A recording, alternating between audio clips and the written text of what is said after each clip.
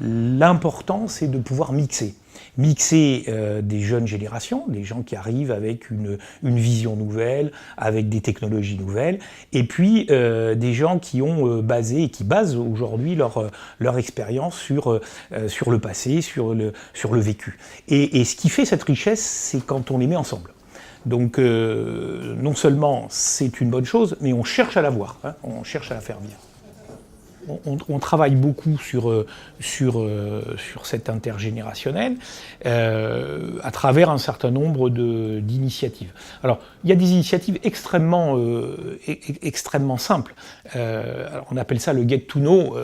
Get to know, en fait, c'est se connaître, en quelque sorte, où on demande à nos managers, et nos quinquas, là, qui c'est souvent corrélé quand même, il faut avouer, de rencontrer les jeunes. Pas pour aborder un problème professionnel, juste pour se comprendre, se connaître. Alors ces initiatives, ça peut être à travers des petites réunions sur un thème, mais le plus souvent, c'est à travers des relations très informelles. On organise des cafés le matin, un café, et on fait venir effectivement, on invite un certain nombre de personnes. Donc il y a des moyens physiques d'améliorer les choses. Donc au lieu de faire des réunions lorsque l'on vient valider des solutions techniques, des réunions face à face dans des salles traditionnelles, on a à notre disposition des salles un peu plus sophistiquées, entre guillemets, dans lesquelles il n'y a pas de confrontation face à face, mais ce sont des positionnements des personnes tout à fait différentes, c'est-à-dire qu'il y a donc un canapé qui reçoit les experts et les gens qui sont là pour valider les dessins ou les présentations. Et puis donc les personnes qui présentent sont à l'arrière de ce dispositif, ce qui permet d'avoir moins de confrontation, je dirais, visuelle et physique, mais beaucoup plus un échange au travers de la présentation qui est faite. Cet outil, qui est donc une simple salle avec un aménagement particulier, nous permet d'avoir beaucoup plus d'échanges et d'améliorer beaucoup les choses dans le relationnel qu'il y a entre les générations d'experts, je dirais, et les nouvelles générations. L'avantage aussi des jeunes que nous avons aujourd'hui, c'est qu'ils évoluent très très très vite sur le numérique. On sent vraiment que c'est quelque chose qui leur correspond vraiment. Bien sûr, ils ont aujourd'hui des portables, des PC, ils ont tout ce monde de digitalisation qui tourne autour d'eux, mais ils évoluent très très vite. Et aujourd'hui, dans la formation de mes jeunes, ils ont quand même un passage, dans les 2 ans de formation, ils ont un passage obligatoire, je dirais, sur la formation sur machine traditionnelle. Donc on leur impose un programme de 5 mois de formation sur du traditionnel. Donc ils évoluent sur des machines simples, mais vieilles. C'est effectivement plus facile d'avoir appris sur les anciennes machines pour comprendre vraiment ce que l'on faisait. Et aujourd'hui, les machines sont toutes automatisées, on comprend moins, il y a moins de choses physiques que l'on voit. Et travailler avec des anciens m'a permis d'apprendre vraiment les bases et d'être bien formé, car il n'y a pas de formation en école pour ces métiers-là. C'est appris sur le tas, sur la machine. Donc les anciens ont les meilleures connaissances et apprendre avec eux, c'est vraiment un point positif. Le passage sur un pôle d'apprentissage avec des moyens simples sert à ça. Il faut comprendre ce qui se passe. Il faut comprendre pourquoi ça sent le chaud, pourquoi ça fait du bruit, pourquoi ça vibre, pourquoi ma pièce n'est pas bonne, pourquoi... Voilà, il y a plein de choses que doit savoir impérativement l'apprenti avant d'évoluer sur le numérique. Le numérique, ce n'est pas un problème. Tous nos jeunes ont la capacité intellectuelle, il n'y a pas de problème, ils savent programmer, ils vont très très vite, ça c'est sûr. Par contre, si vous n'avez pas appris les basiques, ça devient problématique.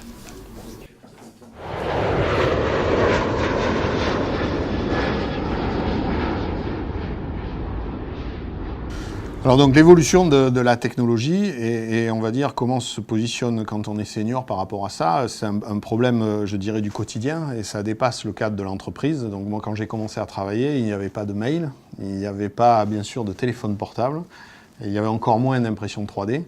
Donc je dirais que c'est une volonté d'abord personnelle de se tenir à la page. On a la chance dans l'entreprise, en particulier Airbus Group, d'avoir une volonté, une dynamique particulière sur la formation qui permet d'avoir évidemment la possibilité de garder et d'être à la page sur le plan technique. Et je pense qu'il n'y a pas de vrai fossé entre les nouvelles générations et les anciennes, dans la mesure où les anciennes se mettent à la page. Donc moi je ne suis pas un geek comme on appelle, Mais donc j'ai un compte Facebook et j'utilise bien évidemment ce genre de moyens au quotidien. Et je travaille sur des projets qui ont pour but de déployer par exemple l'impression 3D au sein du bureau d'études. Donc la différence, je dirais l'écart n'est pas forcément dû aux nouvelles technologies. Cette avancée, elle est immuable et je dirais qu'on la traverse même chez nous sur le plan personnel. Elle est plus dans le comportement que l'on peut avoir face à l'entreprise. Donc il y a quelques années, il y a 30 ans, quand on rentrait chez Aérospatiale, c'était pour un ingénieur, c'était un peu le Graal, c'était un petit peu l'aboutissement et on va dire le choix du roi. Aujourd'hui, les jeunes qui rentrent chez Airbus Hélicoptère, rentrent dans une entreprise comme une autre, sont pas tellement sûrs d'y rester toute leur carrière et je dirais font jouer la concurrence de manière beaucoup plus régulière que nous.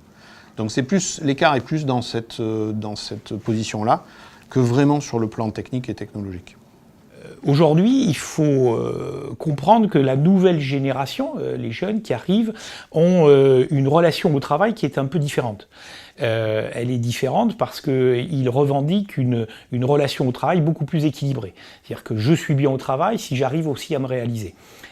Donc je cherche davantage un équilibre travail et vie personnelle. Et puis chez les seniors, c'est les convaincre que quelque part, donner leur savoir, c'est préparer le futur et quelque part, c'est pas les menacer eux. Il est évident que lorsqu'on est, comme moi, plutôt en fin de carrière qu'en début, c'est intéressant de savoir qu'on peut trouver une place pour s'exprimer, pour bien évidemment aider la communauté. C'est exactement ce que j'aspire à faire.